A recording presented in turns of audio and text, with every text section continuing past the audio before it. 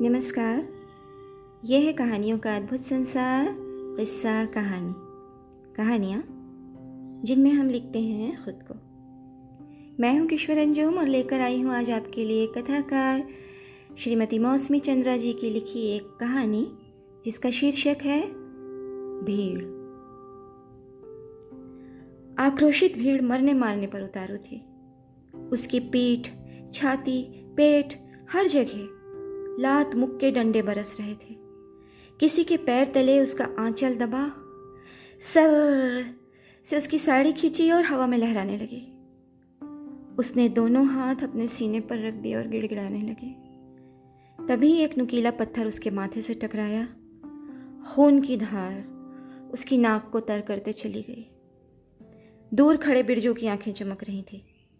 ठीक 2 दिन पहले यहीं इसी जगह बिरजू ने जैसे ही लाली की कमर पर हाथ फेरा और उसे चूमने की कोशिश की, लाली ने घृणा से होंठ सिकोड़े और आंख थू माथे पर पड़ी थूक सरक कर बिरजू की नाक भिगोती गई। साली, तेरी इतनी औकात, मेरे पर थूकेगी? बिरजू, लाली दहाड़ी, ये औकात की बात मेरे से मत कर।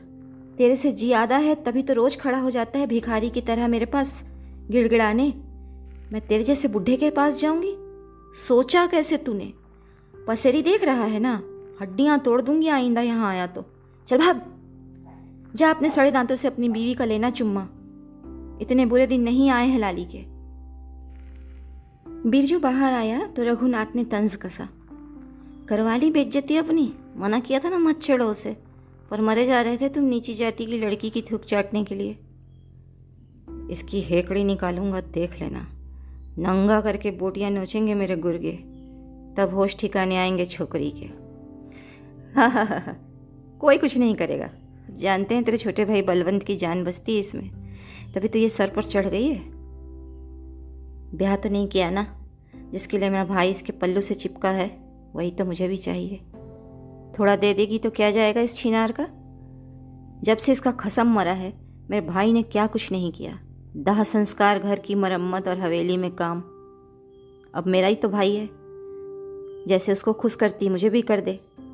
लेकिन नहीं, साली के पर निकल आए हैं। मुझ पर थूकी, बताता हूं इसे।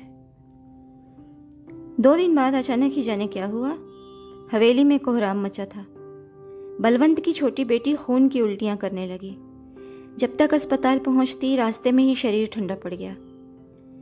माँ बाप के साथ साथ ताऊ की भी दुलारी थी बच्ची। बिरजू गम से अधमरा हो गया। पूरी हवेली गम में डूब गई। भली चंगी बेटी को क्या हो गया अचानक, जो सीधे मौत के मुंह में चली गई। तभी हवेली में कानाफूसी शुरू हुई। बच्ची को लाली ने पेड़े दिए थे खाने, प्रसाद बोलकर। बात बलवंत की बीवी के कानों में पहुंची। कुछ ही देर में लाली के कच्चे मकान के बाहर लोग जमा थे। घर का हर सामान उल्टा पुल्टा गया। एक कोने में दीवार पर सिंदूर, काजल और थोड़ी राख बिखरी थी। राख के ऊपर बच्ची के अधजले फ्रॉक के कुछ टुकड़े थे। शक की कोई गुंजाइश न बची। बलवंत की आंखों में खून उतर आया। बिरजू ने बालों से पकड़कर उसे खींचा और बाहर खड़ी भीड़ के हवाले कर दिया। लाली रिरियाती रही, मैंने कुछ नहीं किया, वे पेड़े तो बड़े मालिक ने। गालियों के शोर में उसकी आवाज़ किसी ने नहीं सुनी। वैसे भी यह भीड़ कब किसकी सुनती है। उन्माद ठंडा पड़ गया था। इंसाफ हो गया था। कुछ देर पहले जो कपड़े लाली के शरीर पर थे वे अब कतरन बनकर इधर उधर बिखरे थे। बिरजू ने एक टुकड़ा उठाया और अपनी नाक पोंछी। अब जाकर साफ हुआ थूक, वो बुदबुदाया। भीड़ तितर बितर हो गई थी। पीछे छोड़ गई लहूलुहान छत विक्षत लाश। एक डायन को उसके किए की सजा मिल गई। ये भीड़ है साहब, किसी की नहीं सुनती। इसके अपने कानून हैं। यह खुद गुनाह तय करती है, खुद इंसाफ करती है। छोड़ देती है तो अखबार वालों के लिए बस ये खबर भीड़ ने डायन की आशंका में एक महिला की जान ले ली।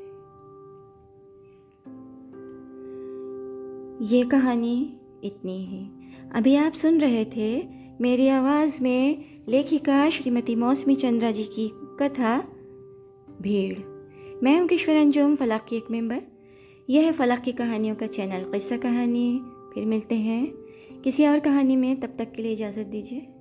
अलविदा।